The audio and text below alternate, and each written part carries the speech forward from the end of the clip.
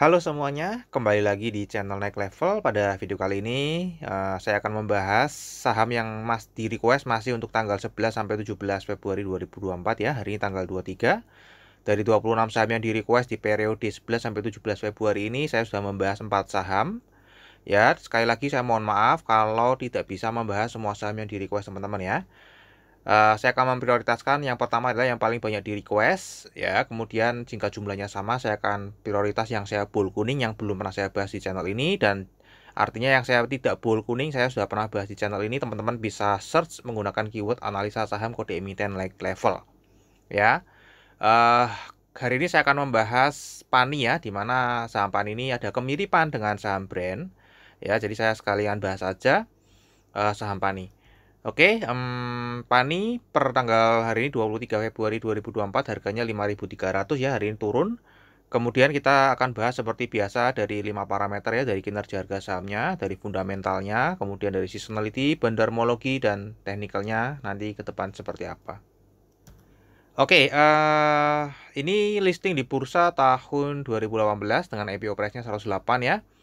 Kalau teman-teman beli sejak IPO dan tidak diapa-apakan sampai saat ini ya sudah naik 4.900%. Ya, untuk kinerja harga saham 10 tahun terakhir ini memang ada anomali data karena memang ada right issue yang cukup besar di akhir tahun 2023 ya. Untuk tahun ini sendiri sudah naik 8,16% ya. Harga tertinggi setahun terakhir pernah di 6150, terendahnya pernah di 1030. Ya, nah untuk harganya ini teman-teman ya, untuk jangka pendek ini sedang mendekati titik rendahnya, namun untuk 1 tahun terakhir ini sudah jauh di atas teman-teman ya. Untuk profil company-nya ini berganti nama ya. Dulu PANI namanya apa saya lupa, yang sekarang Pantai Indah Kapuk 2. Ya, ini websitenya kalau teman-teman pengen lebih detail. Ini belum dirubah ya di web ITX. Mestinya sekarang sudah properti ya, karena sudah dijual semua usaha yang berhubungan dengan makanan olahan. Nah, ini adalah company structure-nya terbaru per Januari 2024 ya.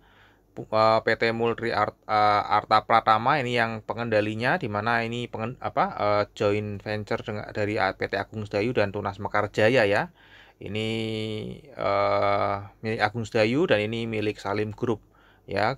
Gabung di PT Multi Arta Pratama, mengendalikan ini Pantai Indah Kapuk 2 atau PIK 2 ya. Pabriknya 10,8% dan ini memiliki beberapa anak usaha yang semuanya itu di bidang properti. Nah, ini gambarannya teman-teman, PIK 2 kisaran lahannya ada 6.000 hektar ya. Dia mendeskripsikan itu the new city of Jakarta ya. Jakarta yang baru nih ya nanti untuk PIK 2 ini. Nah, ini kira-kira ya teman-teman ya, aksesnya ke PIK 2 di sini sama sini ya.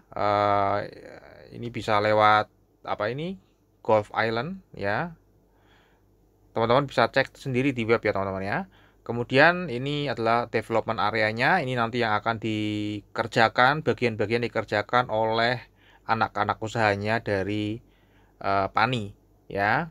Totalnya ada 1.600 hektar yang akan digarap untuk menjadi residensial dan komersial development dari 6.000 tadi ya teman-teman ya. Nah, ini pendapatan yang dirilis oleh PANI per kuartal 3 2023 ya. Untuk yang kuartal 4 belum muncul. Pendapatan dari real estate-nya ini meningkat drastis karena memang di akhir-akhir ini memang ada peralihan teman-teman ya.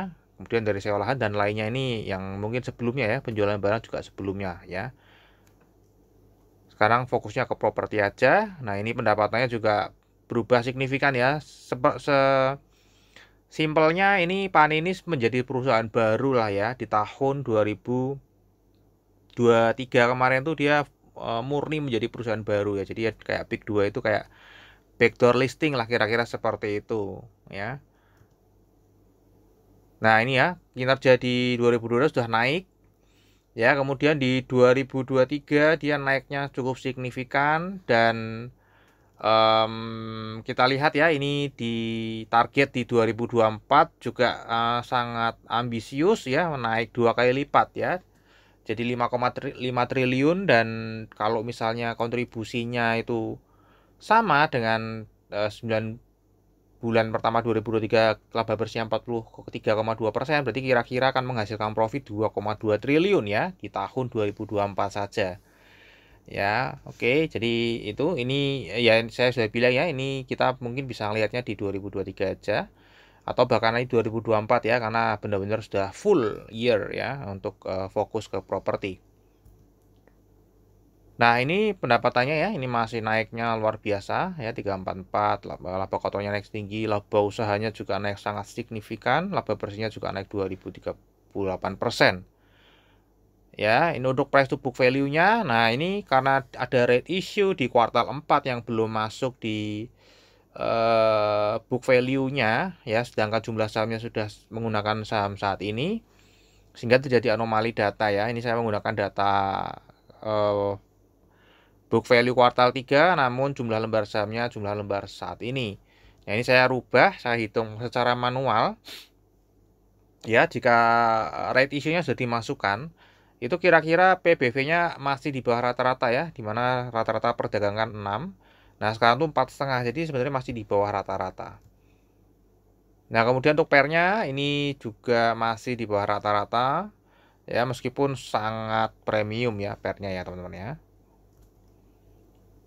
Nah, untuk earning yield-nya ini juga sama ya, karena ini memang apa ya, belum maksimal 100% ya, karena baru peralihan. Nanti mestinya maksimalnya di tahun 2024 ya, yang tadi targetnya 5,5 triliun ya, nanti kita akan update lagi.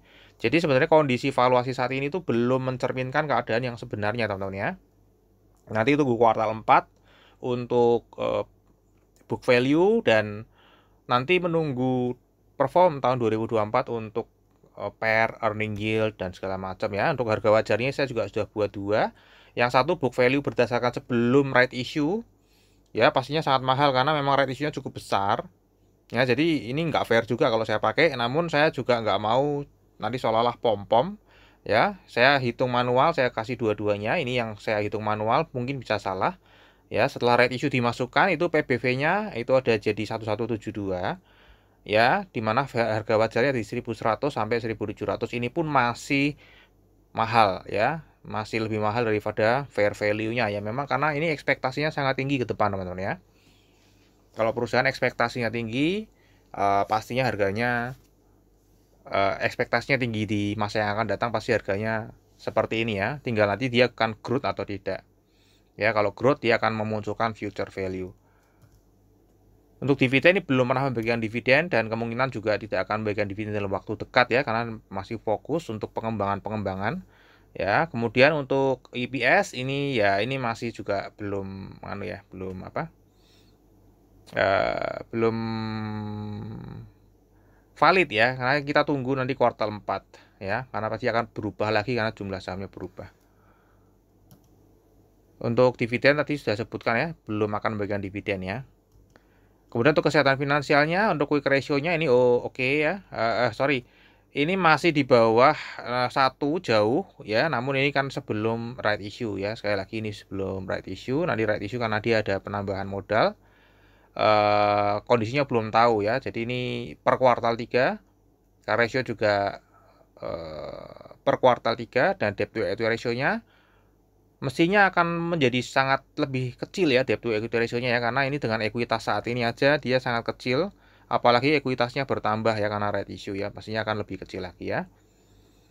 Oke, untuk debt to equity ratio-nya oke ya, cuman untuk ini belum valid sih datanya ya, tunggu kuartal 4 sebenarnya ya. Oke, untuk seasonality ini juga ya sebenarnya tidak valid kalau kita gunakan, karena memang ini seolah-olah ada perusahaan IPO baru di perusahaan tahun 2023 ya. Jadi menggunakan metode backdoor listing ya. Jadi ini yang lalu-lalu ini sudah nggak usah dianggap, karena ini beda perusahaan sama sekali ya, teman-teman ya. Bahkan namanya juga sudah diganti, bisnis usahanya juga sudah diganti. Untuk secara bandarmologi kita lihat ya, kita lihat struktur pemilikan sahamnya ini tadi ini sangat bagus secara bandarmologi, karena pengendali menguasai sebagian sangat dominan ya. Masyarakatnya hanya 10,8%. Untuk peran investor asing kalau kita lihat di saham ini tidak terlalu besar.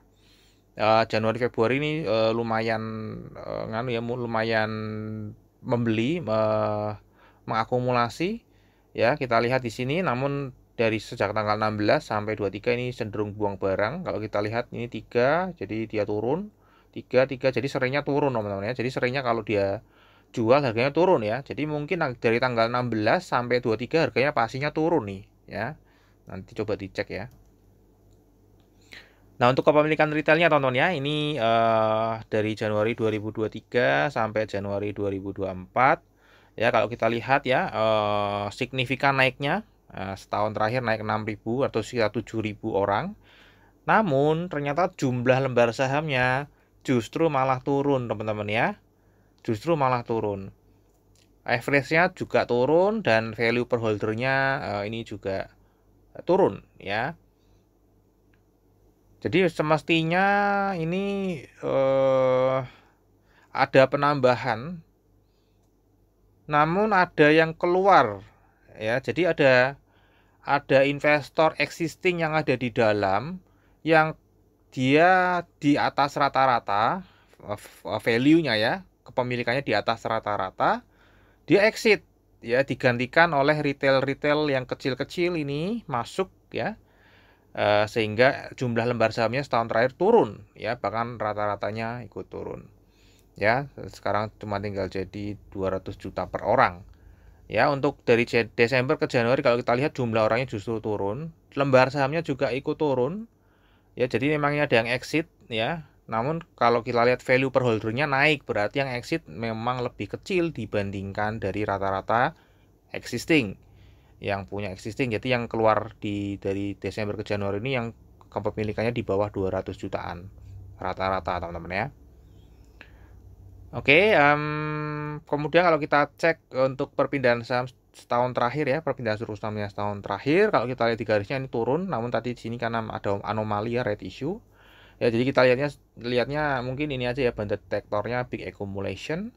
Kemudian dari broker summary ini juga terlihat broker kaset ada akumulasi ya, yang cukup dominan broker kaset ya setahun terakhir ya.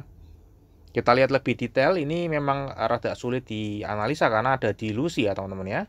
Ada dilusi dari right issue ya, 2 miliar lembar saham lah ya. Nah, namun di sini kalau kita perhatikan teman-teman ya, lokal ID ini justru turun atau berkurang kepemilikannya. Artinya mungkin nggak tebus. Yang pertama berarti tidak tebus right issue ya, pastinya sudah nggak nebus right issue.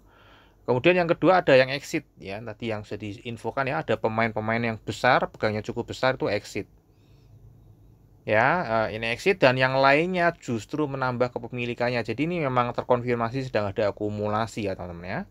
Dalam setahun terakhir kita lihat di sini reksadana juga sudah mulai pegang, insurance mulai pegang, dana pensiun mulai pegang ya. Bayangin ya, dengan valuasi yang sangat premium, ternyata uang besar pada masuk ke saham ini ya, reksadana. Kemudian investor asing juga sama ya. Insurance ini kecil sekali masih ya, IB, ID, reksadana juga masuk di sini ya.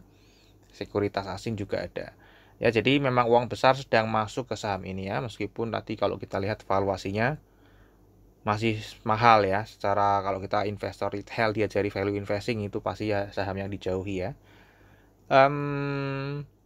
Kemudian untuk di Februari ini kita lihat ya. Nah, ini kita lihat di sini. Nah, ini tadi kita naik ya, kemudian turun ya. Tadi dari tanggal 16 turun. Memang ini investor asing yang nurunin ya. Dia buang barang di sini kelihatan. Namun secara overall Februari ini masih akumulasi. Di sini juga terlihat ada masih akumulasi broker AK. Jadi masih terlihat akumulasi. Nah, untuk teknikalnya gimana kira-kira? Ini cukup menarik ya. Ini perharinya 49,5 M. Di sini dia naik ya karena mau right issue. Right issue-nya harganya 5.000 dari right issue harga 500. Ya, jadi ini right issue 2 kali ya, 500. Ada private placement ya. Kemudian right issue 5.000 lebih tinggi, harganya naik ke harga right issue-nya. Dan di sini dia mulai sideways ya teman-teman ya. Mulai sideways, ini membentuk pola uptrend sih kalau kita lihat ya. Di sini uptrend secara MA 200 naik, MA 50 naik ya, cuman di sini dia membentuk higher high ya, di sini higher high. Ya. Nah, ini lower high-nya nah, cuman ini memang belum terkonfirmasi ya. Nah, ini dia di sini waktu naik dia belum menembus 6150, jadi masih kemungkinan ini ranging atau mungkin dia bisa naik lagi membentuk pola uptrend. Ya, nah prediksi saya ini akan turun lagi mungkin ke 5000 paling mentok ya, ke 5000. Ini ada dua support di sini ya, ke 5000. Nah, baru dia akan memantul naik lagi ya teman-teman ya. Nah, dia akan memantul naik lagi. Kalau dia bergeraknya di atas MA 50 terus, ini akan menarik ya, seperti di sini ya. Nah, setelah naik dia turun, dia nggak pernah menyentuh MA 50 ya. Ini menarik, dia bisa terbang. Nah, ini sayangnya ini menyentuh ya, dia masuk ke MA 50, masuk, namun dia keluar memantul-mantul ya. Apa pemicunya nanti adalah laporan keuangan ya, karena begitu laporan keuangan dirilis itu valuasi akan berubah ya. Valuasi akan berubah secara drastis saya rasa, dan itu mungkin akan menimbulkan ekspektasi yang sangat tinggi, apalagi targetnya cukup agresif ya di tahun 2024 ini.